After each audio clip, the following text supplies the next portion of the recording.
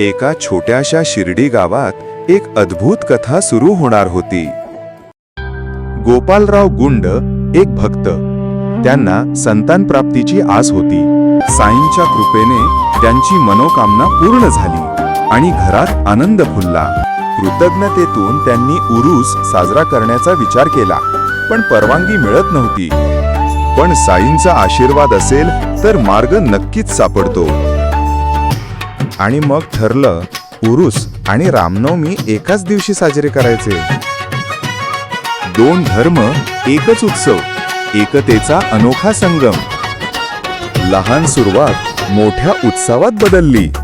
भक्ती, सेवा आणि आनंदाने भरलेली. हा होता साईंचा खरा संदेश, एकतेचा मार्ग.